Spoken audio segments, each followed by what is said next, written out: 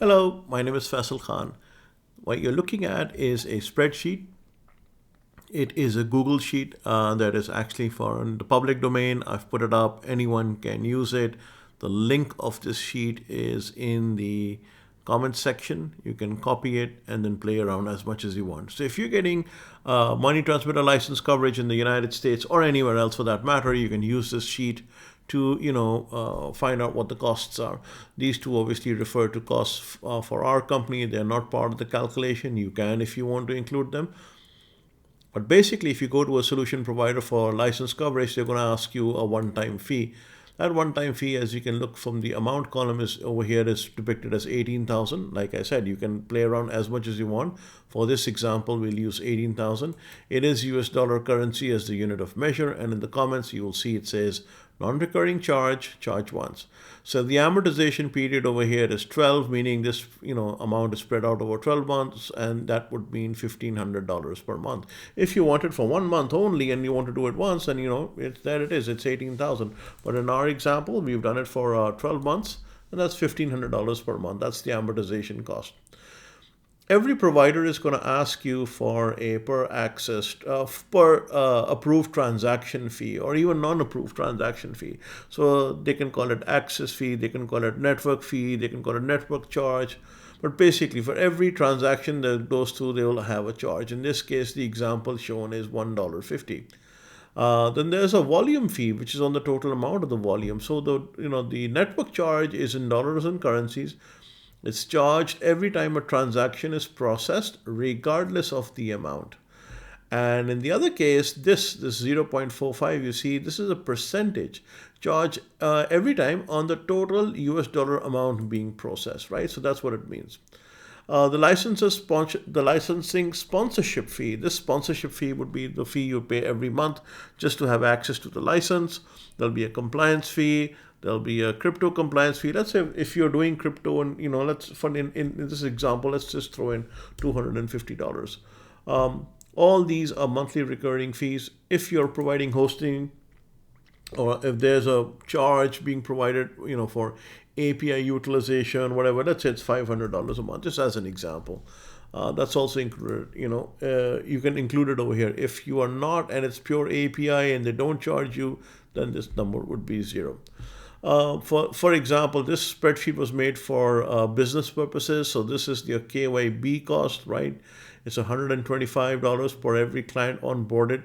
Again, the amortization period is 12. That means you take this cost and divide it over 12 months, and that's what you get, the cost of acquiring a client.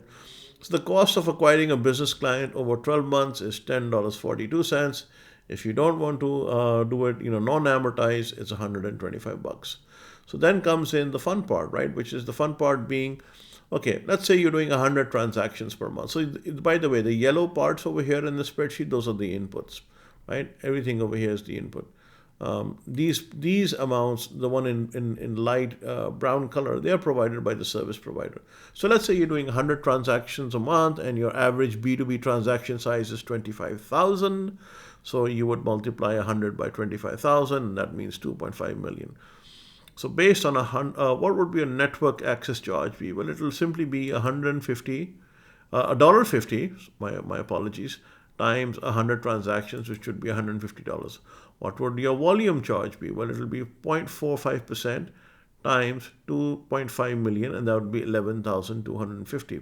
So what's the total monthly expense? The total monthly expense would be basically the cost of your licensing sponsorship, the cost of compliance fee, the cost of crypto compliance fee if there's any, and as always there will be the cost of Amazon web hosting if such services is provided for.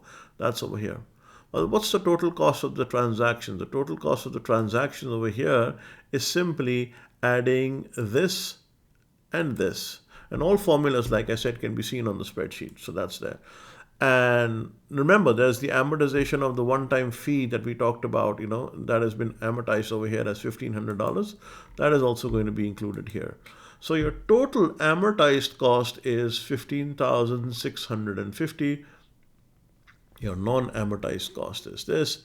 And if you take this amount based on this amount and want to see what percentage it is, the amortized amount is 0.63%, and the non-amortized amount is 0.57%. So it's a very easy way to calculate. This, by the way, is not looking at FX. I'm going to make one much more complex table and will run you through that. That will actually handle the FX part, and the payout partner part, and perhaps even one with secured or non-secured lending or pre-funding lending, and we see how much that goes for. So, but this is a very easy way of you to look at something and say, hey, I want to start a business. These are the upfront costs. This is the solution provider cost. This is what the solution provider is charging me. If I do so many transactions and each transaction is so much, what does it really cost me? And then you can do it over here. To find out what you're charging your customers, you can simply add another section to this thing and say, okay, I'm charging my customer 1.1% or 1.6%, whatever it is, and you can find out. So, like I said, a totally open source Google Sheets. You can. The link is in the description below.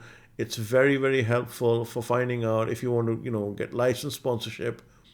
What do the numbers mean to you? As always, if you have any questions or comments, please don't hesitate to ask. This is Faisal Khan. Till next time, signing out.